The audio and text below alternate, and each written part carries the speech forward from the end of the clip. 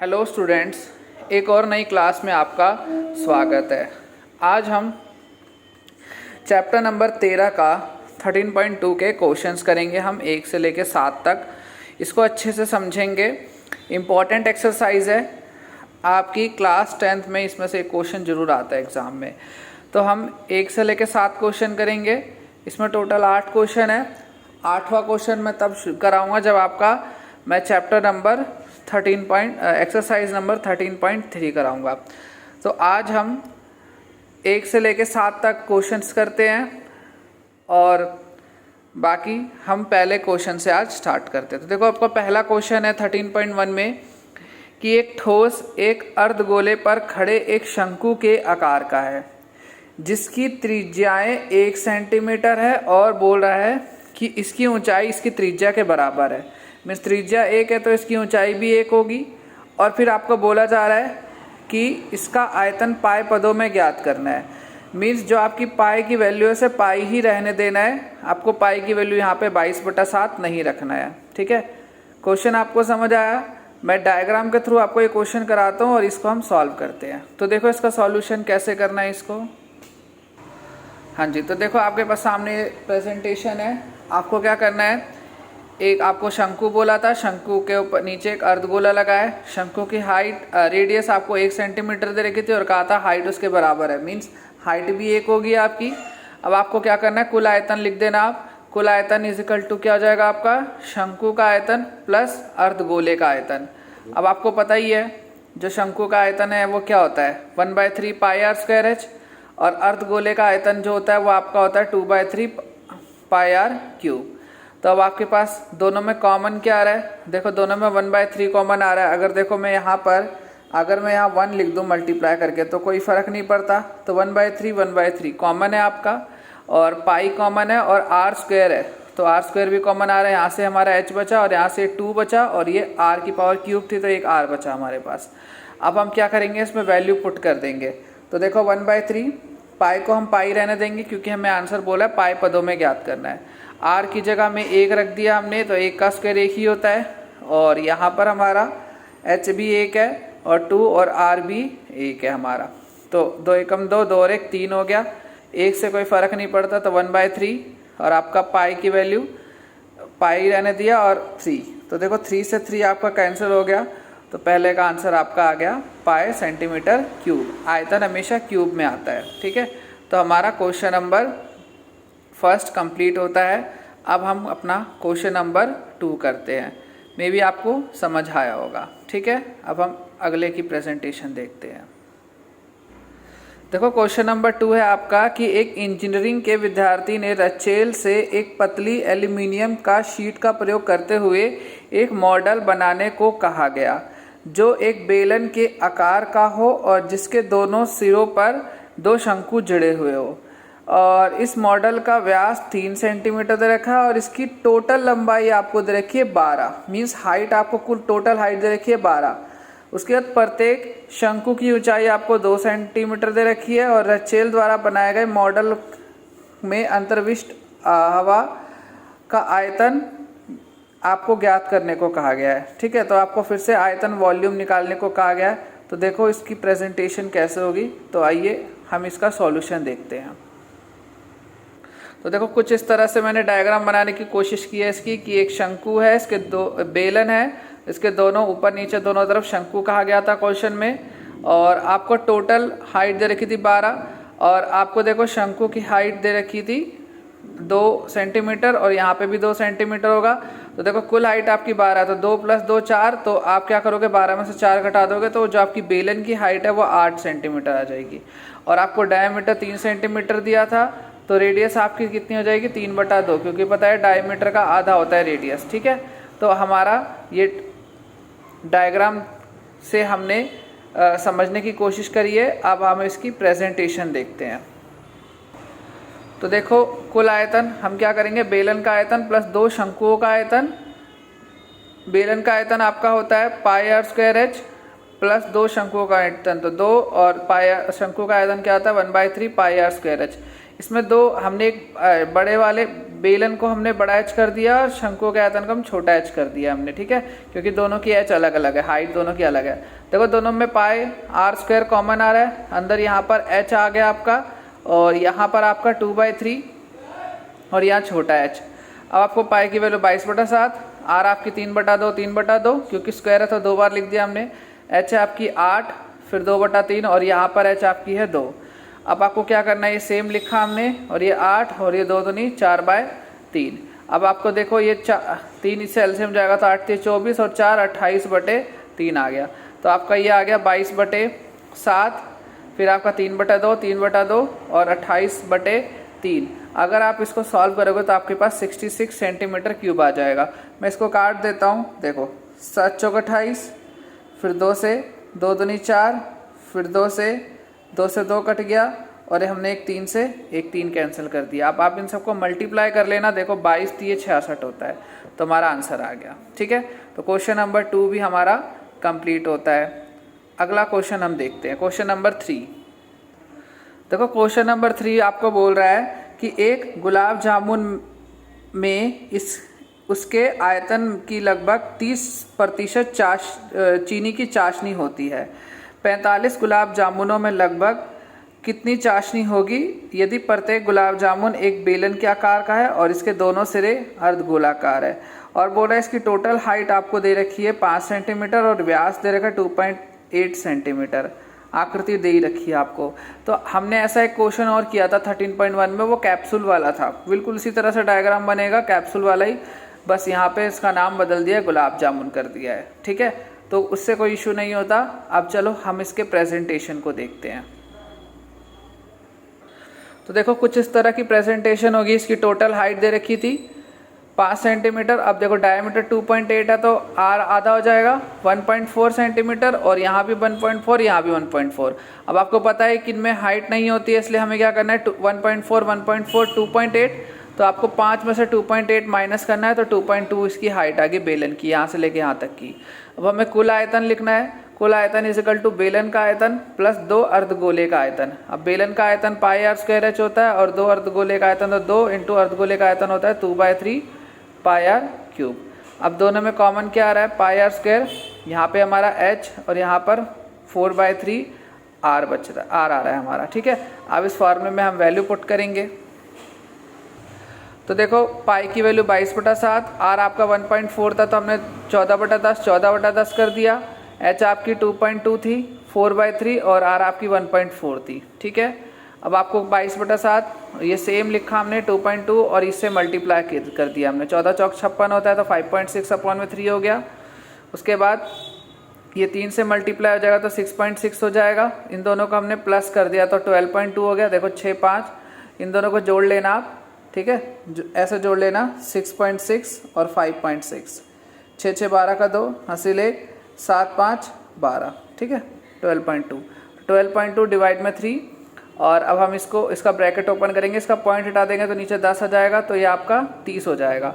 अब हम इसको अभी यहीं छोड़ दे रहे हैं। देखो हमें क्या बोला गया था, 30% चाशनी के साथ 45 गुलाब जामुनों का आयतन निकालने को बोला गया था। तो हम क्या करेंगे, हम 30% का मतलब पता है आपको 30/100 होता है और 45 गुलाब जामुनों की वैल्यू और ये पूरी जो वैल्यू हमारी आ रही है ये एक गुलाब जामुन का है। हमें 45 गुलाब जामुन का चाहिए और 30% चाशनी के साथ चाहिए, तो हमने यहाँ पर 30/100 और ये आपका 45 और ये पूरी वैल्यू हमने रखी है और हमने यहाँ पे काटा है इसको, ठीक है, और काट के हमने इसको सॉल्व किया है। तो आप अपने हिसाब से काट लेना इसको और काटने के बाद क्या होगा, जो बच जाएगा उनको मल्टीप्लाई कर लेना और नीचे कभी भी 100 हो 10 हो 1000 हो मत काटना। मेरा 100 और 10 बचा हुआ था तो ये लिखा। अब आपके पास देखो पॉइंट के बाद कितने डिजिट है, 3 जीरो है तो हम ऊपर से 3 डिजिट छोड़ के पॉइंट लगा देंगे, 1 2 3, यहाँ पॉइंट लग जाएगा तो हमारा आंसर हो जाएगा 338.184 सेंटीमीटर क्यूब, ठीक है। तो हमारा क्वेश्चन नंबर 3 भी कंप्लीट होता है। अब हम अपने क्वेश्चन नंबर 4 की तरफ चलते हैं, ठीक है, आगे चलते हैं। क्वेश्चन नंबर 4 देखो, क्वेश्चन नंबर 4 में आपको बोला जा रहा है कि एक कलमदान घनाभ के आकार के एक लकड़ी से बना है जिसमें कलम रखने के लिए 4 शंक्वाकार गड्ढे कर दिए गए, ठीक है, गड्ढे कर रखे हैं और घनाभ की L और B और H दे रखा है आपको, ठीक है। और गड्ढे इसकी त्रिज्या रेडियस दे रखी है और गहराई दे रखी है। बोला है कलमदान में लकड़ी का आयतन हमें ज्ञात करना है, ठीक है, ये हमें क्वेश्चन ने बोला है। तो चलो हम इसका जो शेष बचा हुआ भाग है हम उसका आयतन निकालते हैं। तो क्वेश्चन नंबर 4 हम स्टार्ट करते हैं अपना। तो कुछ इस तरह से हमारा शंकु बन रहा है, R इसकी 1.5 है, H आपको दे रखी है 1.4। सबसे पहले हम घनाभ का आयतन लिख लेते हैं। घनाभ का आयतन क्या होता है, L into b into h. तो L आपका 15 है, B आपका 10 है और H आपका 3.5 है, क्वेश्चन में गिवन था। सबको मल्टीप्लाई करोगे तो 525 सेंटीमीटर क्यूब आ जाएगा, ठीक है। उसके बाद हम इसके आगे चलते हैं। अब देखो आपको 4 शंकुओं का आयतन निकालना है। तो 4 into 1/3 pi r square h. तो 4 1/3 पाई की वैल्यू 22/7 आर है आपके पास, 0.5 था तो 5/10 5/10 और एच आपका 14/10। अब इसको आप सबको जब काट दोगे तो इसकी वैल्यू कुछ इस तरह से आएगी 1.467। अब आपको क्या करना है, शेष भाग का आयतन, तो घनाभ का आयतन माइनस 4 शंकुओं का आयतन। तो आपको क्या करना है, 525 में से इसे घटा देना है, तो आपका 523.533 आंसर आ जाएगा। इस तरह घटा लेना आप 525 उसमें से 1.467 और यहाँ पे पॉइंट के आगे पॉइंट लगा देना और यहाँ पे 0, यहाँ पे भी 0 कर देना। अब माइनस कर देना, यहाँ 10 में से 7 गया 3, फिर यहाँ 9 में से 6 गया 3, फिर यहाँ 9 में से 4 गया 5, फिर यहाँ पॉइंट, यहाँ पे 4 बचा था, 4 में से 1 गया 3, फिर यहाँ 2 का 2, फिर यहाँ 5, ठीक है। ये हमारा आंसर हो गया। तो मैं भी ये समझ आ गया होगा, छोटी क्लास से बच्चों को सिखाया जाता है, तो मैं मान के चल रहा हूँ कि आपको समझ आ गया है, ठीक है। अब हम आगे चलते हैं क्वेश्चन नंबर 5 पे। तो देखो क्वेश्चन नंबर 5 हमारा बोल रहा है कि एक बर्तन एक उल्टे शंकु के आकार का है। इसकी ऊंचाई 8 सेंटीमीटर है और इसके ऊपरी सिरे जो खुला हुआ है और इसकी त्रिज्या 5 सेंटीमीटर है और इसमें पानी भरा जाता है। और जब इस बर्तन में शीशे की गोलियां डाली जाती है जिसकी रेडियस आपको 0.5 सेंटीमीटर दे रखी है, गोला है, और डाली जाती है तो इसमें भरे हुए पानी का 1/4 हिस्सा बाहर आ जाता है। तो बोला जा रहा है कि इसमें कितनी शीशे की गोलियां डाली गई है हमारी, ठीक है। तो हमें गोलियों की संख्या निकालनी है इसमें। तो बहुत ही अच्छा क्वेश्चन है, इम्पॉर्टेंट भी है क्वेश्चन, ज़रूर करना है इस क्वेश्चन को, इम्पॉर्टेंट है, बहुत ज़्यादा इम्पॉर्टेंट है आपका। 13.1 में से 2 में से आपका क्वेश्चन नंबर 2 और आपका क्वेश्चन नंबर 3 और अभी अब हम करें क्वेश्चन नंबर 5। इम्पॉर्टेंट है, ये एग्ज़ाम में पूछे जा सकते हैं। तो देखो कुछ इस तरह की प्रेजेंटेशन है हमारी, ठीक है। आपके पास शंकु है और हाइट दे रखी है आपको और इसके अंदर जो गोलियां डाली है उसकी रेडियस दे रखी है और इस शंकु की रेडियस दे रखी है। तो शंकु का आयतन क्या होता है, 1/3 पाई आर स्क्वायर एच। 1/3 पाई की वैल्यू 22/7, आर आपके पास कितना है 5 × 5 और एच आपके पास है 8, ठीक है। अब आपके को देखो 1/4 पानी हिस्सा बाहर आ जाता है, तो क्या करोगे, इस पूरे को 1/4 से डिवाइड कर दोगे। अब आपको क्या करना है, इसे काटना है। जब इसको आप काट लोगे, नहीं सॉरी, अभी आपको 1/3 पाई आर स्क्वायर एच, तो 1/3 पाई की वैल्यू 22/7, आर आपके पास 5 × 5 और 8। ऐसी 1/4 पानी हिस्सा बाहर आ जाता है। अच्छा, तो हमने क्या किया, 1/4 और ये पूरी वैल्यू हमने लिखी, ठीक है। सेकंड इक्वेशन दे दिया हमने। वैसे हम इसको ही फर्स्ट इक्वेशन लिख सकते हैं, बट मैंने लिख दिया, आप भी इस तरह से ही कर सकते हो। अब गोले का आयतन 4/3 पाई आर क्यूब, 4/3 पाई की वैल्यू 22/7, आर आपकी 5/10 5/10 5/10। अब आपको क्या करना है, फर्स्ट सेकंड को थर्ड से डिवाइड करना है, इसको इससे डिवाइड कर देना है। तो देखो आपको सेकंड उसके डिवाइड में थर्ड, ठीक है। अब जो कट रहा है उसे काट दो और जो बच जाएगी वो हमारी वैल्यू आ जाएगी। तो देखो इसको काट दिया हमने और काट के हमने इसको मल्टीप्लाई कर दिया और नीचे वाले को भी मल्टीप्लाई कर दिया आपस में।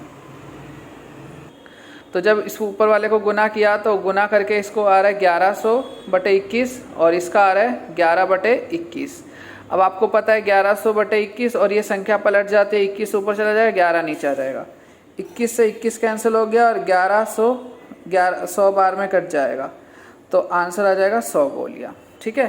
तो 100 शीशे की गोलियाँ इसके अंदर डाली गई, ठीक है। तो हमारा क्वेश्चन नंबर 5 कंप्लीट हो गया। इंपॉर्टेंट है क्वेश्चन, एक बार जरूर प्रैक्टिस कर लेना अपने हाथ से, ठीक है स्टूडेंट्स। अब हम क्वेश्चन नंबर 6 पे चलते हैं। देखो क्वेश्चन नंबर 6 में आपको बोला गया है ऊंचाई 220 सेंटीमीटर और आधार 24 सेंटीमीटर वाले एक बेलन जिस पर 60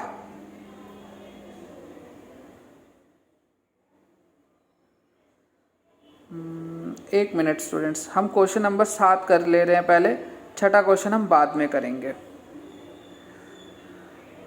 चलो पहले हम क्वेश्चन नंबर 6 ही कर लेते हैं।